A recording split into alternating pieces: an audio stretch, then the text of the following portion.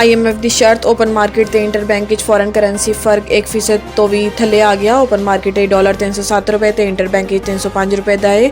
ਇੰਟਰਬੈਂਕ ਵਿੱਚ ਡਾਲਰ ਦੀ ਕੀਮਤ ਵਿੱਚ 1.98 ਰੁਪਏ ਤੇ ਓਪਨ ਮਾਰਕੀਟ ਵਿੱਚ 5 ਰੁਪਏ ਦੀ ਕਮੀ ਵਾਕਿਆ ਹੋਈ। ਓਪਨ ਮਾਰਕੀਟ ਵਿੱਚ ਯੂਰੋ 3 ਰੁਪਏ ਕਮੀ ਨਾਲ 332 ਰੁਪਏ ਤੇ ਆ ਗਿਆ। ਹਾਲੀਆ ਕੁਝ ਰੋਜ਼ ਦੇ ਦੌਰਾਨ ਯੂਰੋ ਦੀ ਕੀਮਤ ਤੇ ਆਪਣੀ ਬੁਲੰਦ ਤਰੀਨ ਸਤ੍ਹਾ ਤੇ 23 ਰੁਪਏ ਦੀ ਕਮੀ ਹੋਈ। ਓਪਨ ਮਾਰਕੀਟ ਵਿੱਚ ਪਾਉਂਡ 9 ਰੁਪਏ ਕਮ ਹੋ ਕੇ 388 ਰੁਪਏ ਤੇ ਆ ਗਿਆ ਤੇ ਪਾਉਂਡ ਦੀ ਕੀਮਤ ਵਿੱਚ ਇਸ ਦੀ ਬੁਲੰਦ ਤਰੀਨ ਸਤ੍ਹਾ ਤੋਂ 30 ਰੁਪਏ ਦੀ ਕਮੀ ਹੋਈ। ਸਾਊਦੀ ਰਿਆਲ 1.50 ਰੁਪਏ ਕਮੀ ਨਾਲ 81.80 ਰੁਪਏ ਤੇ ਆ ਗਿਆ। ਸਾਊਦੀ ਰਿਆਲ 7.20 ਰੁਪਏ ਥੱਲੇ ਆ ਗਿਆ, ਜਦਕਿ ਇਮਾਰਾਤੀ ਦਰਹਮ 86.86 ਰੁਪਏ ਤੇ ਤਬਦੀਲ ਨਹੀਂ ਹੋਇਆ ਤੇ ਹਾਲੀਆ ਕੁਝ ਰੋਜ਼ ਦਰਹਮ ਆਪਣੀ ਬੁਲੰਦੀ ਤੋਂ 3 ਰੁਪਏ ਵੀ ਪੈਸੇ ਥੱਲੇ ਆਇਆ। IMF ਨੇ ਦੋਨੋਂ ਮਾਰਕੀਟਾਂ ਦੇ ਦਰਮਿਆਨ 1.2% ਫਰਕ ਦੀ ਸ਼ਰਤ ਰੱਖੀ ਹੈ।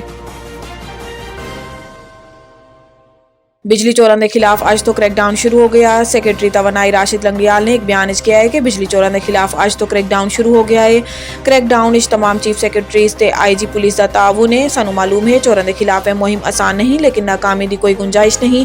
सैकटरी तवानाई ने कहा है कि फील्ड फॉर्मेशन ਨੂੰ ਹਦਾਇਤ ਕੀਤੀ ਹੈ ਕਿ ਬਿਜਲੀ ਚੋਰਾਂ ਦੇ ਖਿਲਾਫ ਬਿਲਾ ਇਮਤਿਆਜ਼ ਕਾਰਵਾਈ ਕਰੋ। ਵਾਜ਼ੇ ਰਵੇ ਕਿ ਬਿਜਲੀ ਚੋਰਾਂ ਦੀ ਰੋਕਥਾਮ ਲਈ ਇਹ क्रैकडाउन ਨਿਗਰਾਨ ਵਜ਼ੀਰ ਆਜ਼ਮ ਅਨਵਾਰੁਲ ਹਕ ਕਾਕੜ ਦੀ ਹਦਾਇਤ ਕੀਤਾ ਜਾ ਰਿਹਾ ਹੈ। ਗੁਜ਼ਿਸ਼ਤਾ ਰੋਜ਼ निगरान वजीर तवानाई मुहम्मद अली ने वाज़े अल्फाज़ किया कि जदों तक बिजली चोरां खत्म नहीं होंदी तो लोग बिल अदा नहीं करते, इस वक्त तक आवाम नूं सस्ती बिजली नहीं मिलेगी।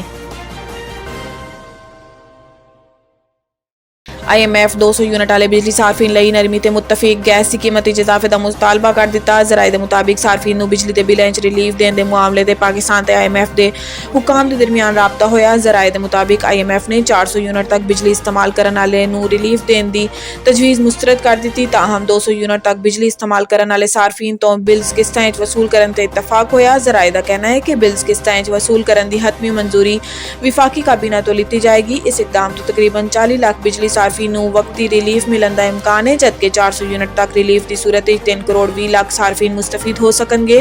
ज़राए का दसना है कि IMF ने पाकिस्तानी हुकाम ते बिजली ते गैस चोरों के खिलाफ क्रैकडाउन ते रिकवरी बेहतर बनाने ते जोर दिता। ज़राए के मुताबिक 1 जुलाई तो गैस टैरिफ भी 45 तो 50% तक इजाफे का मुतालबा किया गया। गैस टैरिफ इजाफा विफाकी काबीना दा मंजूरी तो मशरूत है।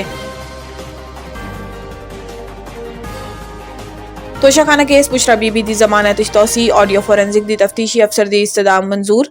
बुशरा बीबी के खिलाफ तोशाखाना जाली रसीदों के मुतल्लिक केस की समाअत डिस्ट्रिक्ट ते सैशन कोर्ट इस्लामाबाद हुई, जिस दौरान बुशरा बीबी वकला के हमरा जज ताहिर अब्बास सुपरा की अदालत पेश हुई। केस की तफ्तीशी अफसर ने अदालत नूं दस्सिया है कि FIA नूं बुशरा बीबी नूं ऑडियो फोरेंसिक लई भिजवाई है।